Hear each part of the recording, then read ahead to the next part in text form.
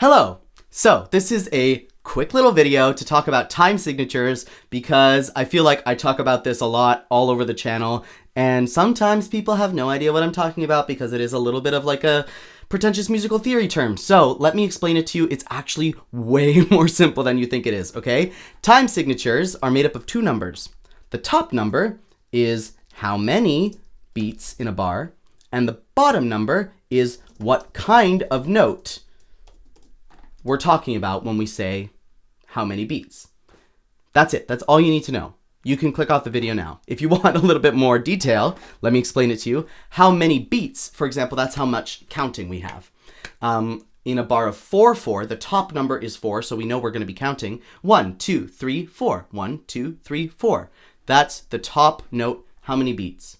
In a waltz time signature, like 3/4, for example, the top note is 3, so we know we're counting in 3. 1, 2, 3, 1, 2, 3, 1, 2, 3, 1, 2, 3.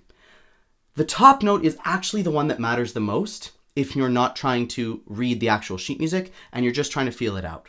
It doesn't really matter what kind of note is getting one beat if you're not the one trying to read the music. So for most people, actually, knowing that 4/4 or 2/4 or 3/4 has 4 or 2 or 3 notes in the bar, respectively, that's enough for them to know. And 3/4 to them is functionally the same as 3/8, for example, because no matter what, there's 3 beats in the bar. 1, 2, 3, 1, 2, 3. The reason that we have that bottom note is for the writing of it.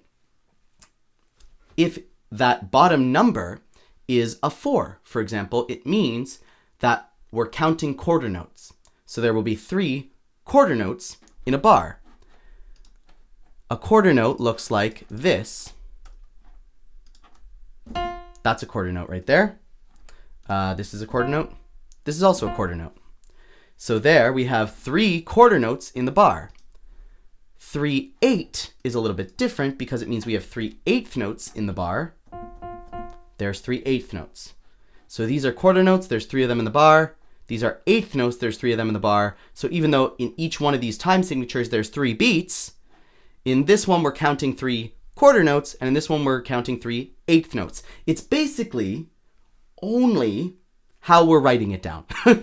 It has almost no bearing on the actual feel of the music.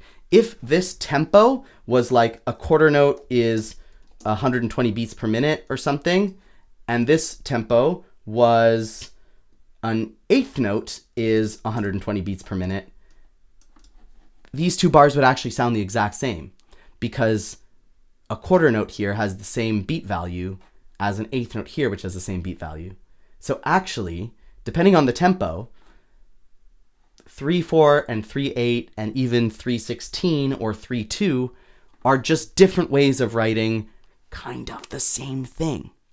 And it's about the context that it's in, that certain ways of writing it down are easier for the musicians to read or easier to understand the relationships between this section of music and a later section of music.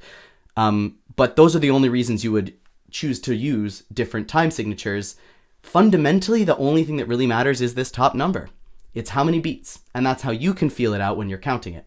So I hope this helps, and I hope this makes you a little bit less afraid of time signatures because they're really not very scary.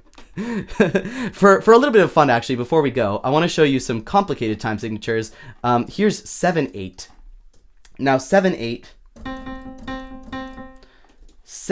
has 7 beats in the bar, which is very strange, right? It's a prime number. It's kind of hard to divide. So instead of counting in a steady beat, which is really nice and satisfying, you actually find yourself ending up having to do like a bigger group of beats and then a smaller one, like 1, 2, 3, 4, 5, 6, 7, 1, 2, 3, 4, 5, 6, 7, 1, 2, 3, 4, 5, 6, 7, up, up, up, up, up, up, up, up, up, up.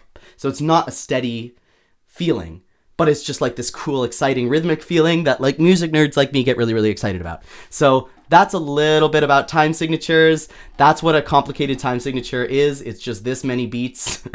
And a simple time signature is just this many beats. That's literally all it is.